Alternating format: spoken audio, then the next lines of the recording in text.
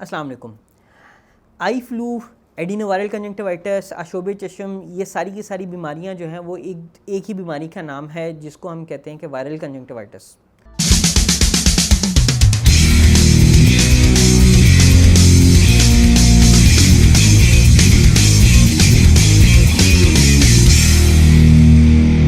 Viral conjunctivitis या एडिनोवायरल conjunctivitis या eye flu आपको यूजुअली फ़ीवर और फ्लू के साथ एक बंदे को, फिर एक से दूसरे को, दूसरे से तीसरे को, और अमूमन जब मौसम चेंज हो रहा होता है तो बहुत ज़्यादा कॉमन होता है। जब ये फ्लू या आई का जो ये कंजंक्टिवाइटिस है, रेडनेस है, जब आती है तो उसके साथ दो तीन चीज़ें ज़रूर होती हैं। पहले आपकी एक आँख लाल होती है, फिर थोड़े दिन बाद दूसरी आँख लाल हो जाती है, कभी कभार कानों के पास यहाँ पे दर्द होती है, गला ख़राब होता है, फ़ीवर होता है, और घर में एक को होता है तो फिर उसके बाद दूसरे को, तीसरे को, चौथे को, वो एक से दूसरे को लग रहा होता है। तो एडिनोवायरल कंजंक्टिवाइटिस बेसिकली एक वायरल कंजंक्टिवाइटिस है, वायरस की वजह से होता है और ये एक से दूसरे को लगता है, कंटेजियस होता है। जब आप किसी दूसरे इंसान की ऐनक, तकिया, तौलिया, कपड़े या कोई ऐसी चीज़ जो उसकी आँख की रतूबतों के साथ लगी हुई है और उसके बाद वो आपके हाथ लगती है और आपकी आँख तक पहुँचती है, तो एक से दूसरे बंदे को ये वाली बीमारी लग जाती है। जब भी ये कंजंक्टिवाइटिस होता है तो एक दो दिन में ठीक नहीं होता, ये कुछ दिन ज़रूर लेता है और लोग इसके ऊपर बहुत परेशान होते हैं कि जी हमारी आँख पिछले 5 दिन से, 7 दिन से ख़राब है, हम दवाई भी डाल रहे हैं लेकिन ये फ्लू है या ये जो आई की रेडनेस है ये जा ही नहीं रही। तो इसका जवाब ये है कि वायरल जो फ़ीवर्स हैं, जो वायरल बीमारियां हैं, वो अपना एक साइकिल पूरा करके जाती हैं। ये बिल्कुल ऐसे ही है जैसे कोविड के अंदर जो कोरोना वायरस था वो अपना एक साइकिल पूरा करके फिर ख़त्म होता था। ये उसी की बहन भाई वायरस है जो कि आपके 5 से 7 दिन और कई दफ़ा 10 से 15 दिन भी लेके जाता है, और एक आँख को अगर इन्वॉल्व कर रहा है तो फिर दूसरी आँख भी साथ साथ लाल हो जाती है। अमूमन इसके अंदर हमें कोई दवाई देने की ज़रूरत नहीं पड़ती सिवाय इसके कि आँख को साफ़ रखें, और अगर कोई आँख में इरिटेशन हो रही है तो हम टीयर्स देते हैं।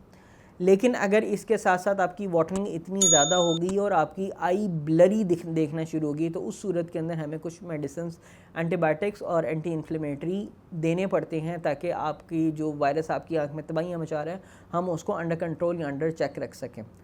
जब भी हम इस तरह के वायरल इन्फेक्शन के लिए दवाई देते हैं तो मैं अपने पेशेंट्स को ज़रूर समझाता हूँ कि 5, 7, 10 दिन लेके जाएगा, उससे आपने परेशान नहीं होना और एक डॉक्टर से दूसरे डॉक्टर तक नहीं भागना, क्योंकि अगर आप 2 दिन बाद किसी दूसरे के पास या मेरे पास ही दोबारा भी आएंगे तो मैं उस वायरस की जो लाइफ साइकिल है उसको ख़त्म नहीं कर सकता, उसने अपना एक टाइम ले के जाना है। सो एडिनो वायरस के साथ ये चीज़ बहुत ज़रूरी है। अब जहाँ तक ये सवाल है कि एक से दूसरे को लगने वाला, अगर किसी की कोई आंख में इन्फेक्शन है और उसने वो ड्रॉप्स इस इन्फेक्शन के दौरान इस्तेमाल किए थे, जब आप वो ड्रॉप्स दोबारा अपने आंख में डालेंगे या ड्रॉप्स शेयर करेंगे तो एक आंख से दूसरी आंख को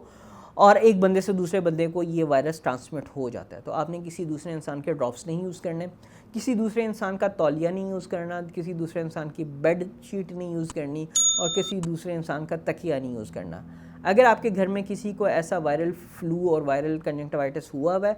तो आपने कोशिश ये करनी है कि उसके ज़ेरे इस्तेमाल ये सारे के सारे फोमाइड्स या उसके ज़ेरे इस्तेमाल ये सारी जनरल चीज़ें आप कम से कम धूप में ज़रूर रखें, आधा घंटा, ताकि उसको अच्छी तरह से धूप लग जाए और वायरस इनएक्टिवेट हो जाए।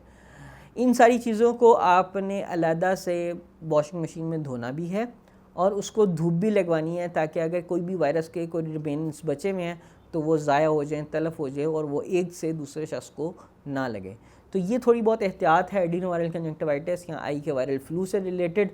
अगर आपके जहन में कोई भी क्वेश्चन हो तो आप नीचे दिए गए व्हाट्सएप नंबर के ऊपर रब्ता कर सकते हैं। कोशिश करेंगे कि मेरा स्टाफ आपको जल्द से जल्द रिप्लाई करे, लेकिन याद रखिएगा कि जो फ़िज़िकल कंसल्टेशन होती है वो व्हाट्सएप कंसल्टेशन के बराबर नहीं हो सकती। That is physical is always superior. तो कोशिश करें या मेरे पास या किसी भी आई स्पेशलिस्ट जो आपके करीब है उसको जाके दिखाएँ और उससे मशवरा करें कि आपकी आँख की ये कंडीशन है और इसके लिए अब हमें आगे क्या करना चाहिए। जज़ाकल्लाह।